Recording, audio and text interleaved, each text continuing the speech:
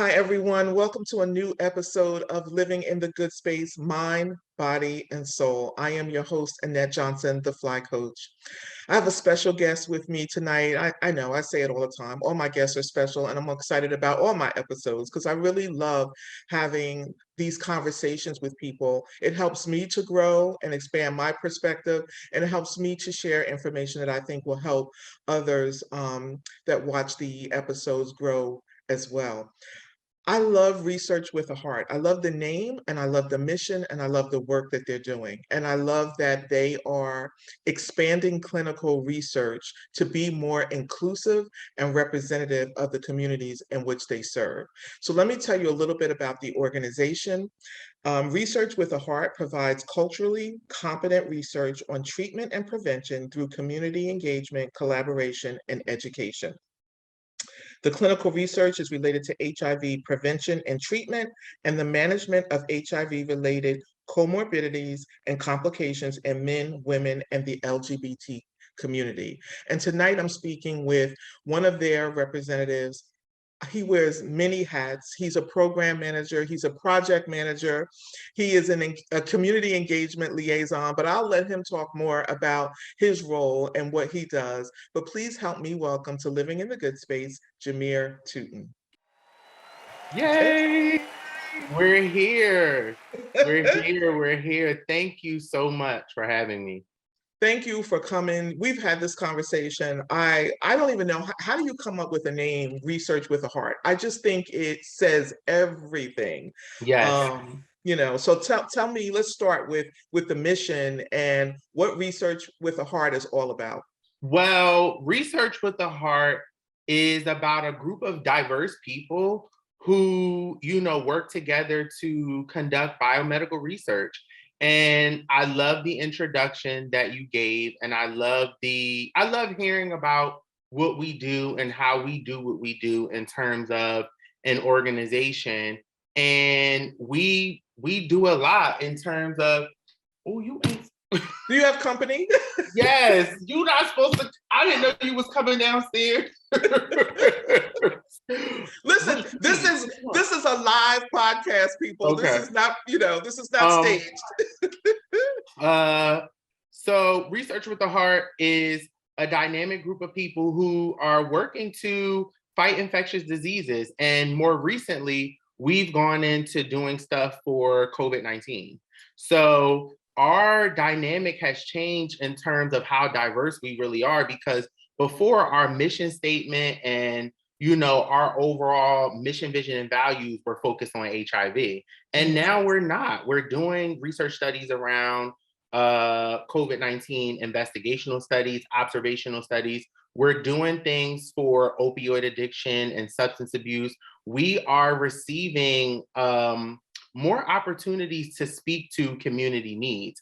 And I think a lot of that has to do with the way in which we've engaged the various communities in the past and how we've kind of spoke to the needs of what people want. And people want people to serve them who care. They want people to be invested in terms of health and wellness, and not only tell them what they need to do, but why it would benefit them and how to have a different idea of how to approach health and wellness.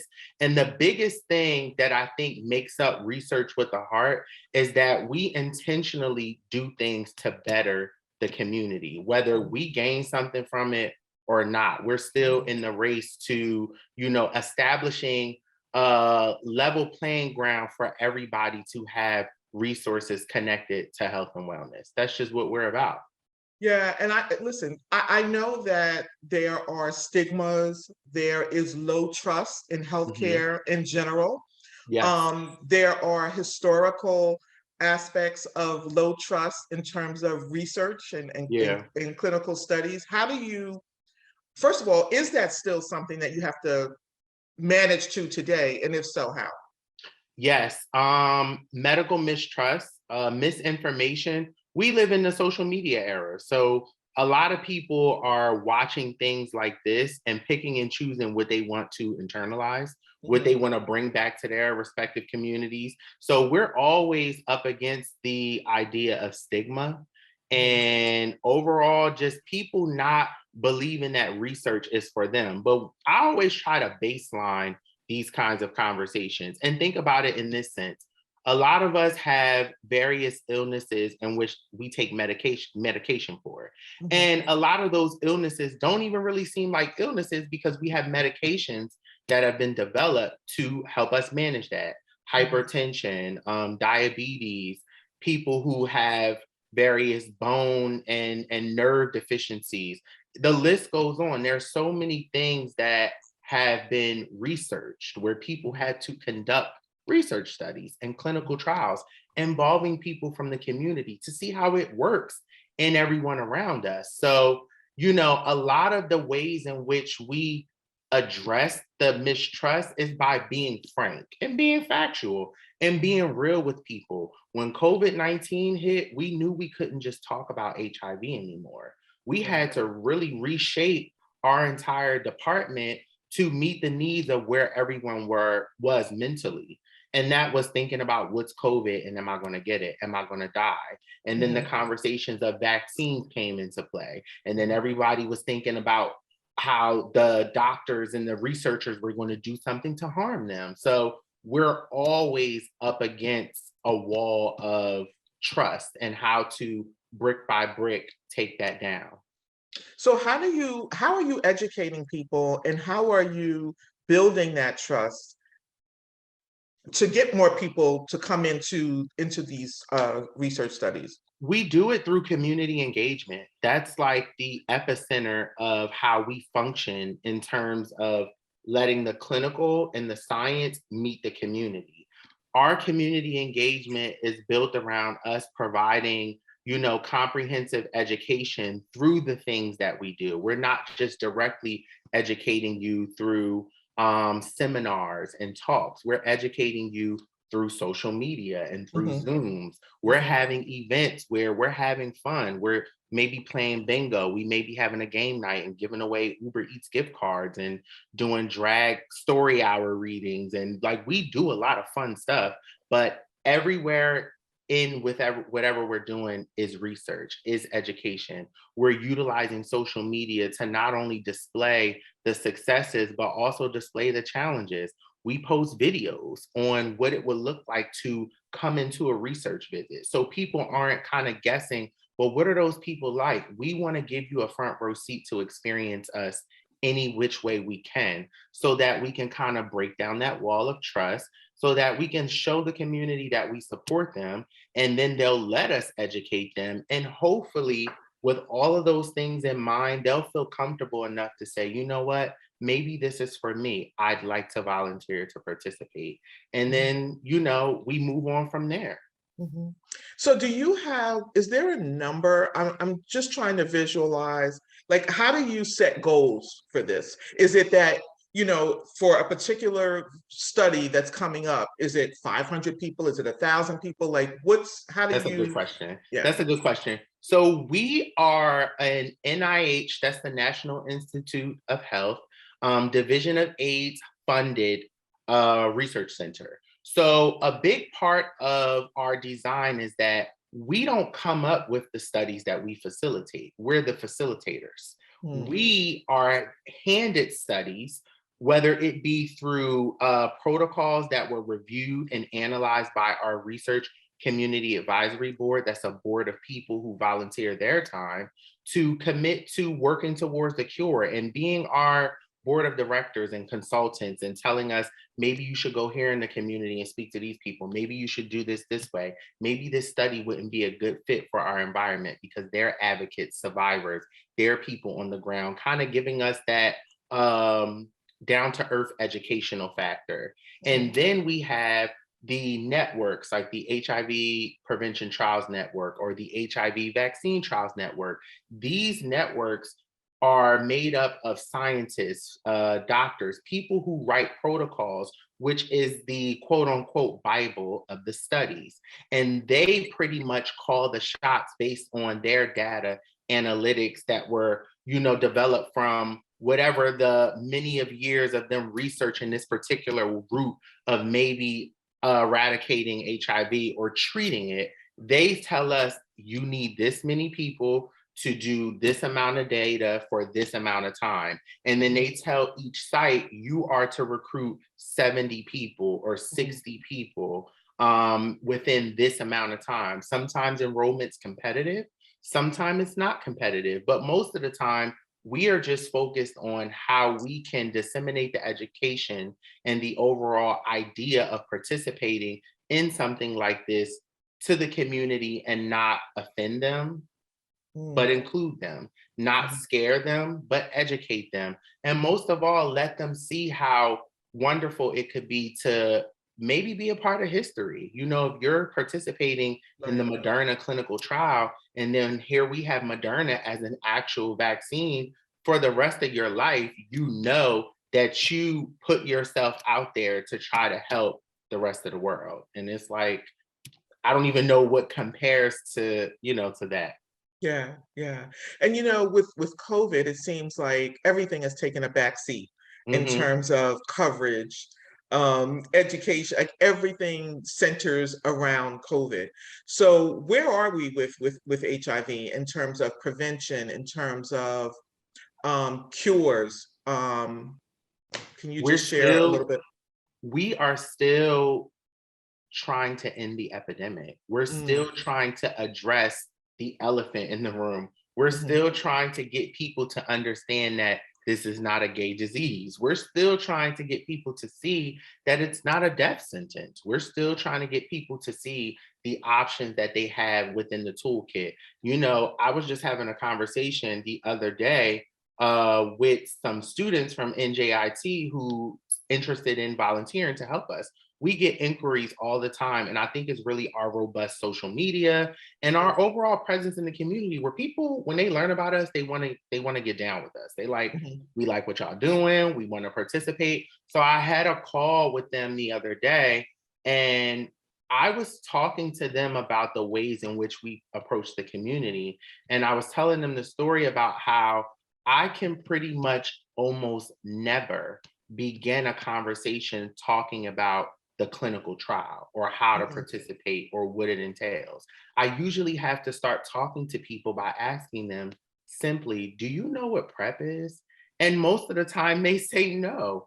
And mhm, that right there lets me know that before I can get into the research perspective of things, I have to educate people on what's already been researched and found proven to work in sure. regards to ending the epidemic, providing a preventative tool, and giving everyone an option to, hopefully not acquire HIV. And that's something that lets me know that we're still behind in terms of awareness. We're Mm, still not ready to address the fact that this is a everyone disease. So this is a everybody problem. And we're still not in a space where we can really say that we can end the epidemic because there are so many people who are just uneducated about what's available to them in terms of being a healthy sexual, being sexually liberated and free. And that's something that we also talk a lot about is sex positivity because sex is mm, a natural, humanistic trait. And that's something that we can't act as it's taboo. It's 2022. yeah, Our yeah. Gen Z lives on their phones, lives on the internet. So we have to come up with creative ways to, input these messages into their brains and Mhm, get them to remember that, you can have sex, you can be free, you can be yourself, but you also can be protected. mhm. So there's a lot more work to be Right, done right. in terms of that. But I like to say that there are a lot of better interventions of how to do it. So Yeah. we have a fighting chance of actually doing it. So talk about the sex positivity. How are you spreading that message? What does that type of education and awareness look like? Oh, wow. So it looks like collaboration, collaborating with like-minded organizations who, and they had those same messages, being creative with how you disseminate these messages, the things that you post, utilizing, fun imagery, cartoons, comics. There are a lot of condom distributors who have wonderful social media pages where they actually educate people on the different ways to be, sexually prepared, and having conversations that may make people feel uncomfortable. We collaborated with Beta Gamma Chi. It's a queer organization for queer men of color, and it's a national organization that has thousands of members, and again, people are looking for inclusive spaces, and that's how that was able to be created. And we collaborated with them once, and they loved us, we loved them, and so we collaborated again. And we had something that they have called a Q-tip talk, and it was like a remix of that. And we just had an open forum of talking about sex, and it was called Kinky, Safe, and Free. And even those type of things let me see that there is a market for this for people. People want groups and spaces and opportunities to talk about sex. They want opportunities to be able to explore various ways of having sex that they may not be educated on. And that was probably, out of all of the gazillion events we've done, that was probably one of my favorite, because even I enjoyed being in the company of queer men of color, just talking smack, and getting people to say, well, I heard if you wear 2 condoms, you'll be better protected. And it's like, no, that's actually more haphazard, and you shouldn't wear 2 condoms. So the conversation then turns into education. The education turns into support, and the support turns into community. So even when you think you're not doing community engagement, you are doing community engagement. And that's just talking freely and positively about sex. It's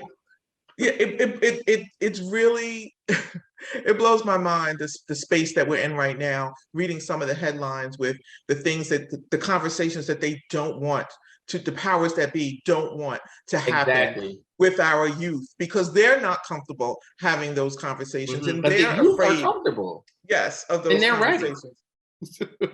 And listen, when I was growing up, when I think back to how we didn't talk about sex, it is hysterical. Like in my house, like growing up, sex was, it was like a 30-second conversation.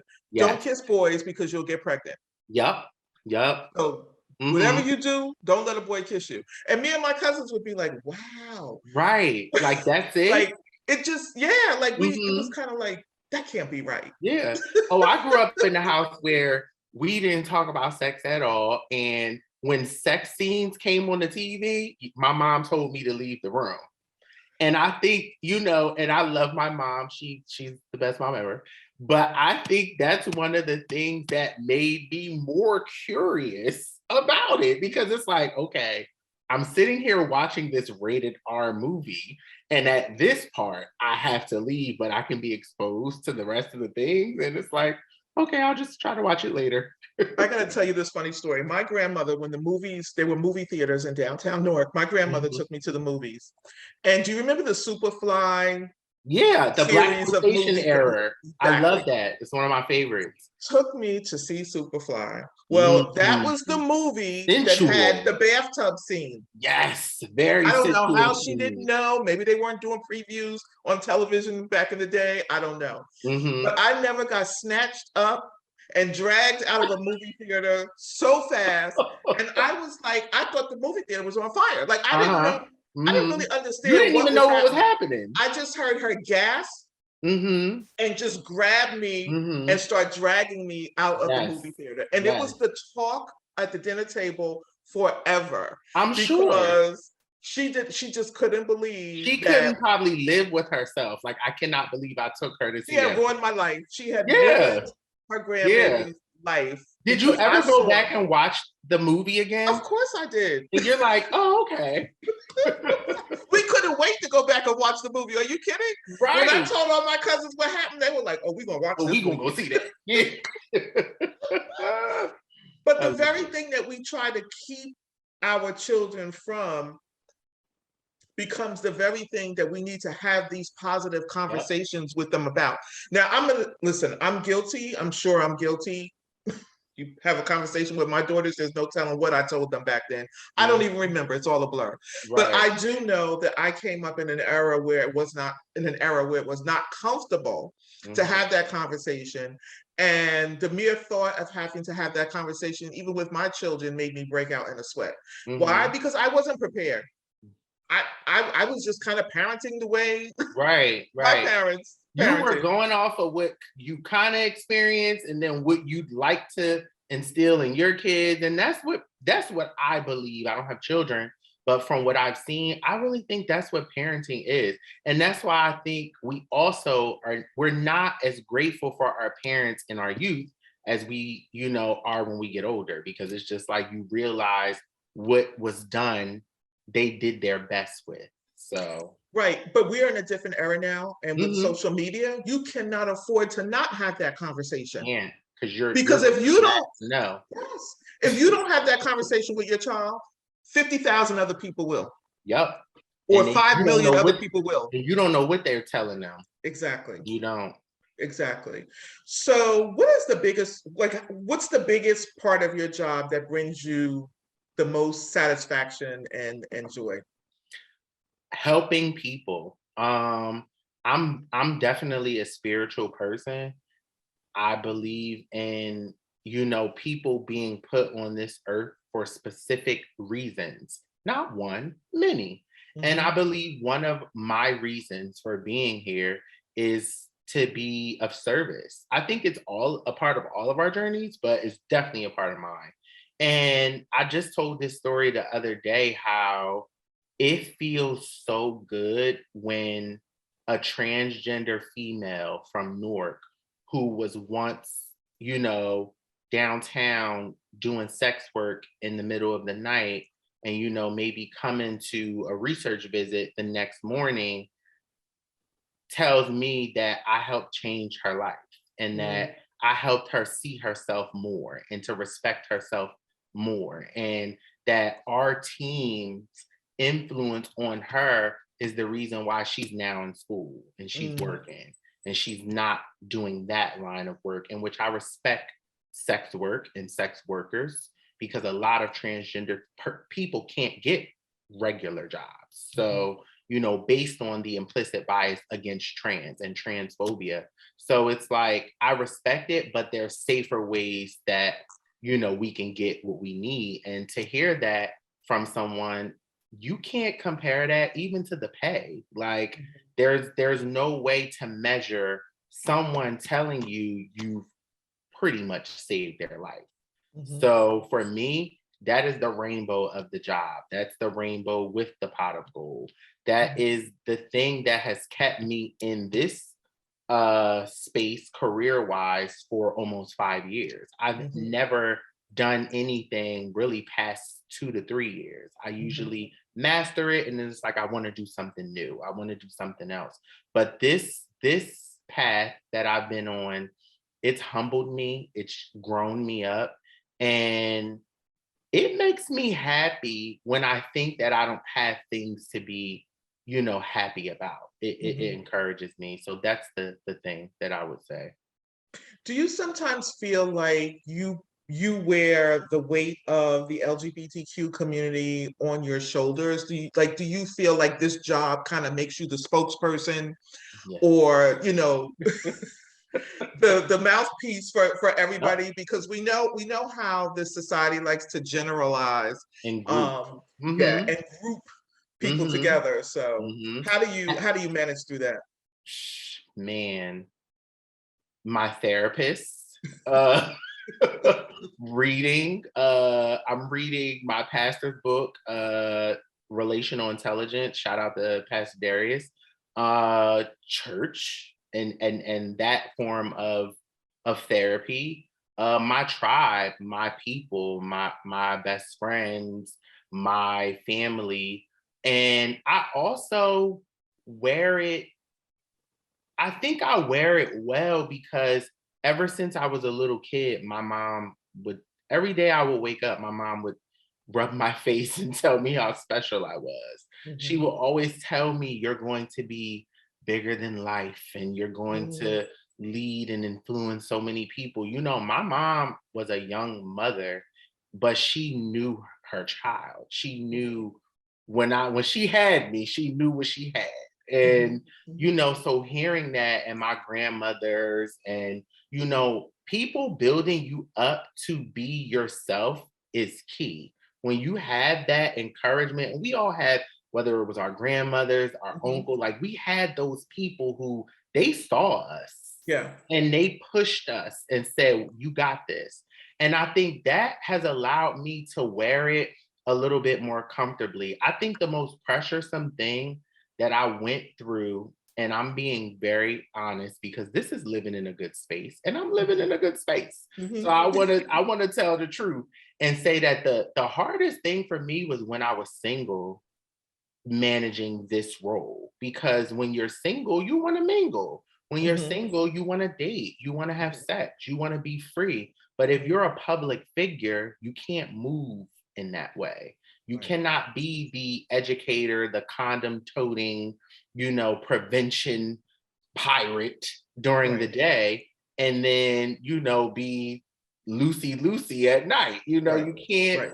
you can't do that. So a lot of the times I used to feel like I had to suppress myself and I Mhm. had to isolate myself because I can't really date here if I'm advocating and working here. So that Mhm. was the most challenging thing that I went through, but it also taught me professional growth and how to make wise and healthy choices. So Mhm.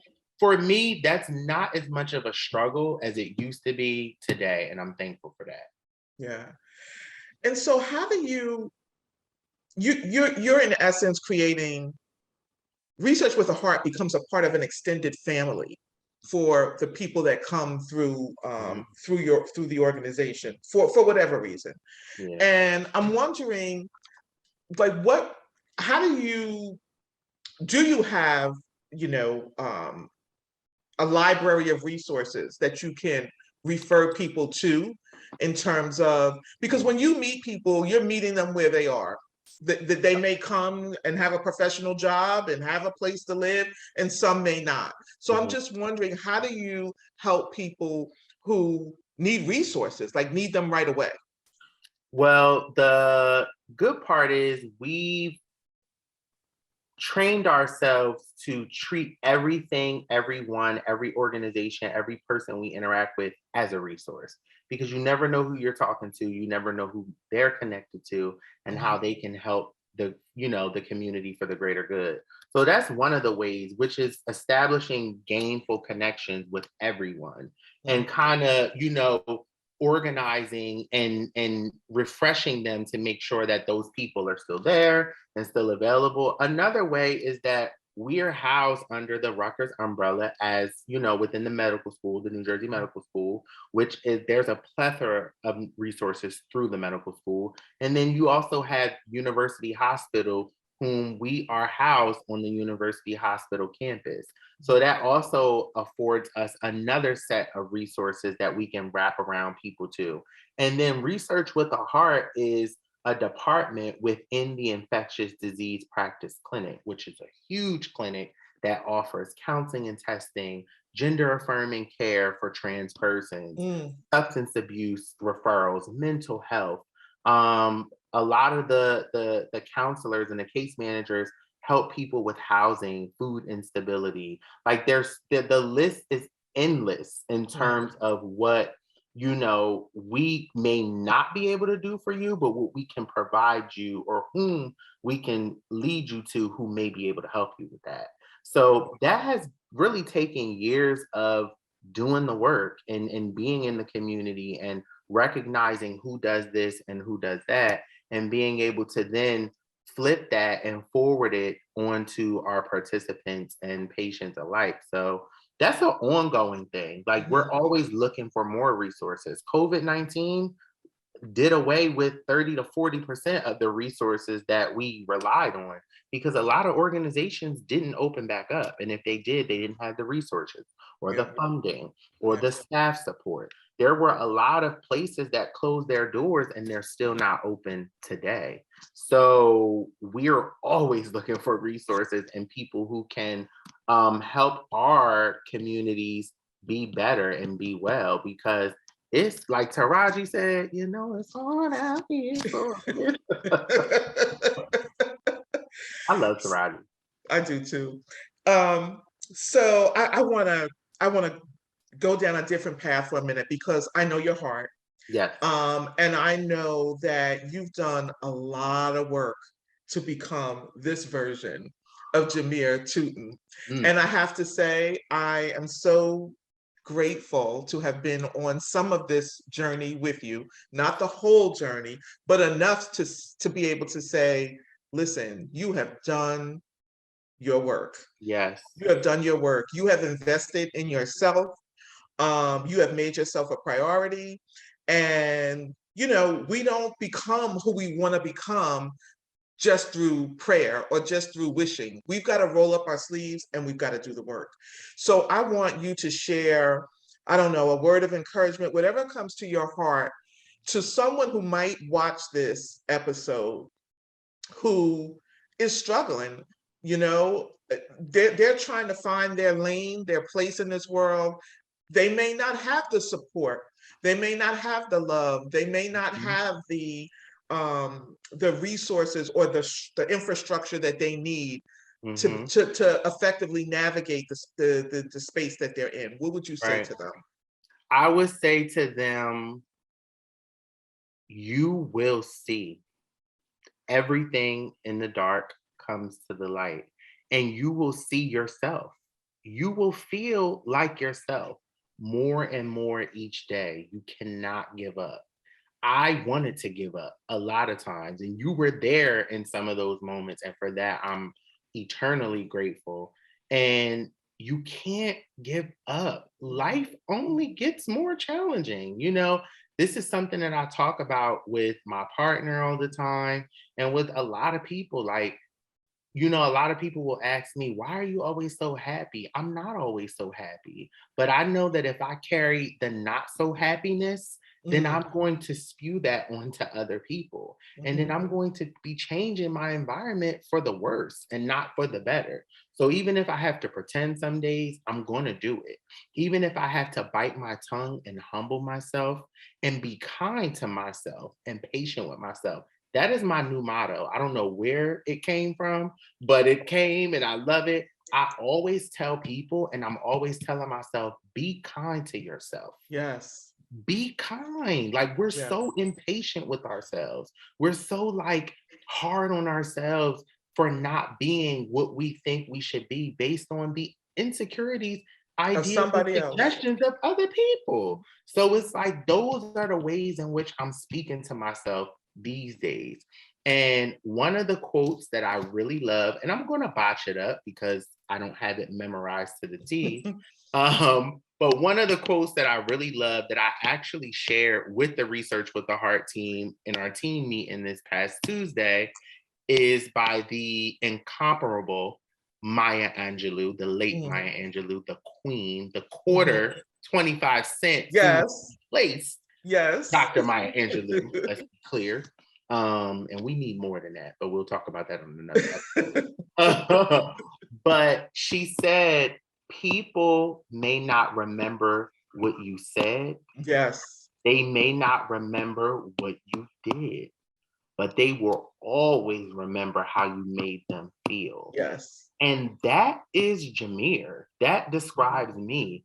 I feel like people always remember how I make them feel. And Mm, that motivates me. mhm, I mhm. love the fact that people meet me and they want to be my friend. It's kind of hard because it's like I can't give, you gotta have boundaries and you can't give everybody all of you. But I love when I meet people, when I meet participants, people in the community, I can have a conversation with almost anyone. And I wasn't always this person, but I think me being kind to myself, me continuing to try to believe in myself and pushing myself forward, I'm now beginning to come into who I was meant to be.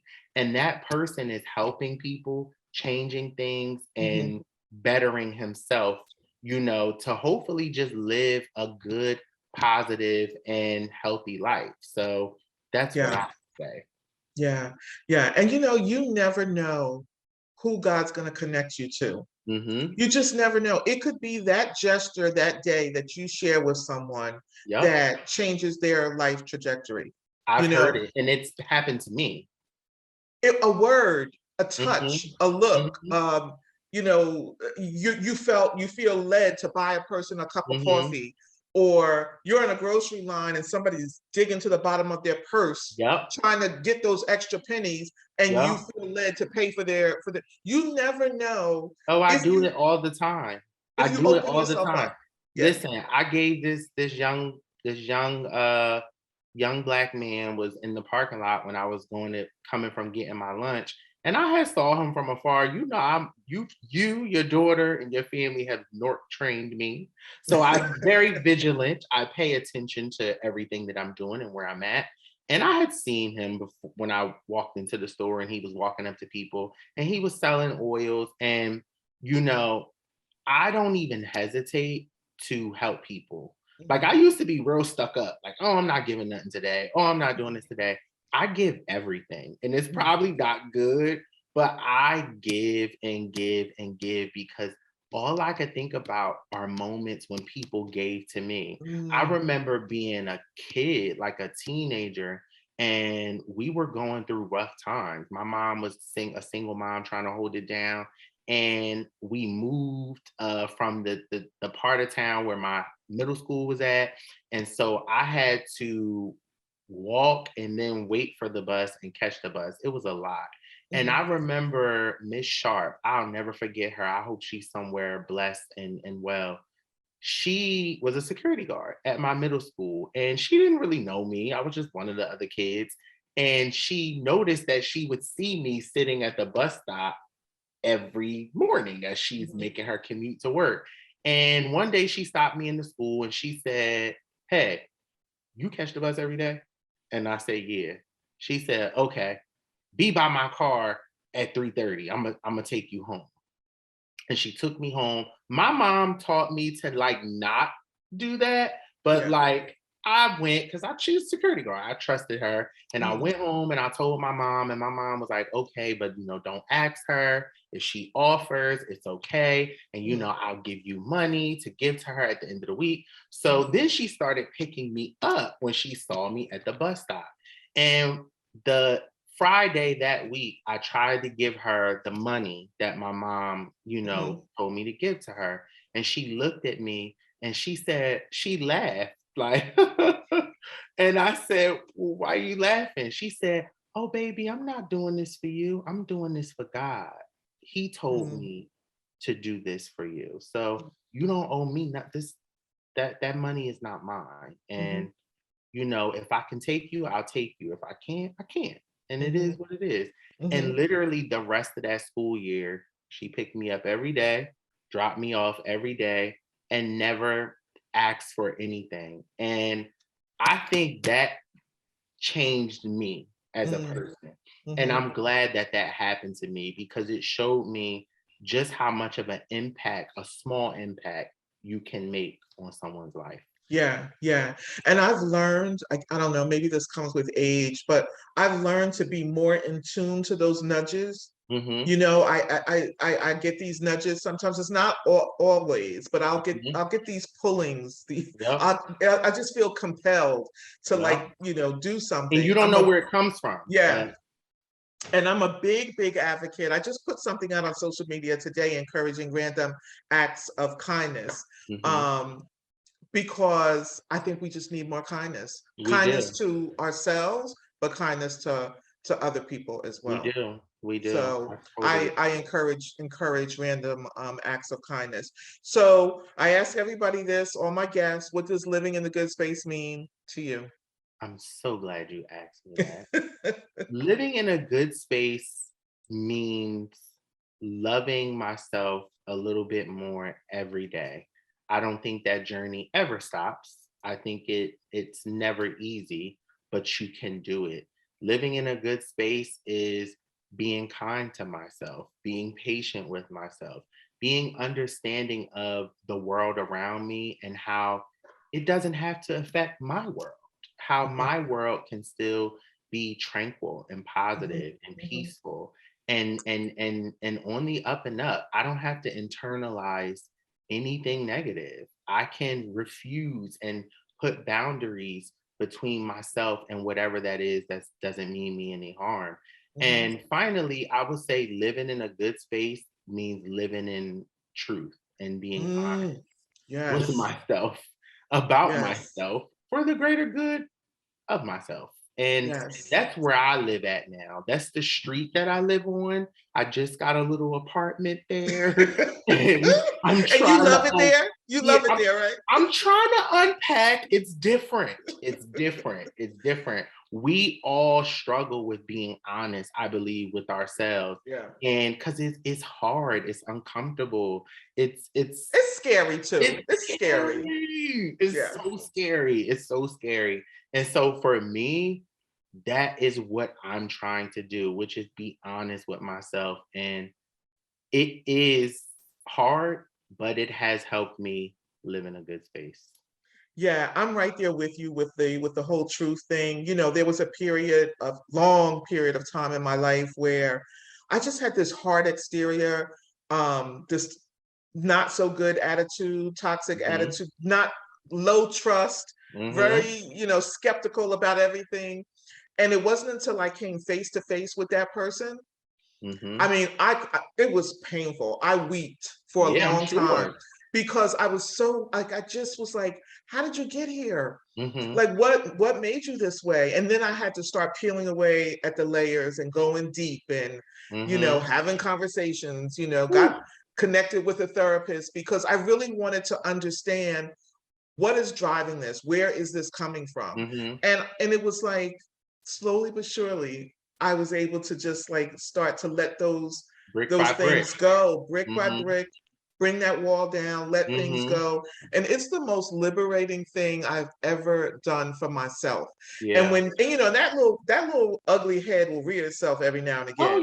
And yeah. I'll have to be like, okay, we're not going back there. Definitely, we're in recovery. I We're like not to, going back there. I worked in substance abuse for years and years and years. And I like the ideology of, when we are trying to become our next and best selves, we are in recovery because that old self is still looming over our shoulder. So that's why I had to tell myself to be kind to myself, because when that person or Mhm, energy starts to reemerge, I can't tell myself, see, you'll never change, or see, mhm.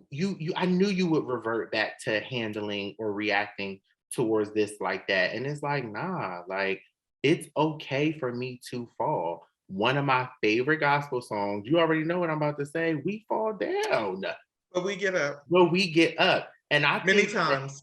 that was like a mainstream song. Like it wasn't just a gospel song. It was just a great song, and still is a great song because everyone can identify with Yeah, that. We're yeah, human. yeah. And I think that a big part too for me with living in the good space is, I mean, it's everything you said and more, but not only being kind to yourself, but giving and others, but giving yourself grace and giving others grace. Hmm. Because we're all going through a lot right now. Everyone. Everyone is going through a lot. There are multiple layers to a lot, Yep. right? So there's layers to it. Yep. And so sometimes it's okay to just give a person grace and say, you know what? I don't know what this Yep. person is going through. I'm not going to take this personal because Yep. this is really not about me at the end of the It's day. This not. is about them and what It's they're going not. through. And you can't take it personally if they don't know you personally. And that's Exactly. something from my mom. My mom would always tell me that, because I was always the person who wanted to be everybody's friend. And my mother would be looking at me like, please, they don't even know you. So stop making it about you. That's Yeah. them. And Yeah. you got to be able to pivot and move forward. So Isn't it funny now how as adults we know that you have to earn this friendship? yes, yes, So and yes. now we know that, oh, you don't like me? Oh, that's about Okay. you, not Yeah. about me. Listen, you can have a seat with everybody else that's waiting for me to care. It's just so like I think about the things that I was stressed out about, and I know Mhm. it's all about growth, right? What we know Mhm. as adults, we're not going to know it 8, 9, Right. 12, and 13 years old. Right. But when I look back to the things that I struggled with as a young person that I am totally free of now, I'm Mm-hmm. like, thank God, because You I used to just say don't that have all the the time. energy. You used to say that. I remember you used to be like, I wish I could have been like y'all when I was y'all age, because I would have been on fire. And Yes. it's like, to me, those statements are funny because you're on fire. Like, I tell you all the time, I look up to you. You're one of my sheroes. You know, a lot of my heroes are females. And it's really because I've been born and bred by a whole bunch of strong Black women. And I don't think that you give yourself enough credit for how you definitely did what you had to do to get Mm, to yeah. living in a good space and Yeah. being in a area of your life where you're just doing you, and Yeah. I'm here for it. I love to see it. Yeah, and really just trying to stay focused on enjoying this gift of life that we have. We Hmm. only get one. The Right. trials, the tribulations are going to come. And for me, living in the good space was about not avoiding putting my head in the sand or trying to ignore the trials and tribulations, Hmm. but to be self-aware enough to know how the situation is impacting me Right. and to be extra intentional and deliberate about my self-care during those times. Exactly. Because So, that's how you re-up and go to the yeah, next level. yeah, because you can't pour from, you know, the old saying, you can't pour from an empty cup. I like that one. That's one of my So, faves. well, thank you so much. I know how busy you are. Thank you for carving out some time for me and for sharing the wonderful work that you're doing with Research with a Heart. Thank you. For people who want to learn more about what you're doing, where can they go get information? Well, they can get information from us if they would like to get involved with what we're doing or volunteer to participate in a clinical trial or just get more information about us. They can email us at researchwiththeheart@njms.rutgers.edu. We're extremely social. We are live and direct on Facebook and Instagram at Research with the Heart all together. And we're also on Twitter, RWAH Newark. That's kind of new for us. So tweet us, shout us out. And we have a YouTube page. And I love our YouTube channel because it lives and thrives these kind of things. So we have various talks and education videos, and we'll be uploading more things to our YouTube for people to just watch in their own time and get to know more about us as a team. So those are the ways in which they can reach us. And again, thank you for having me on this platform. I think that there is space for anything good, and to live in a good space, you're just great. Thank you so much. Thanks for joining me.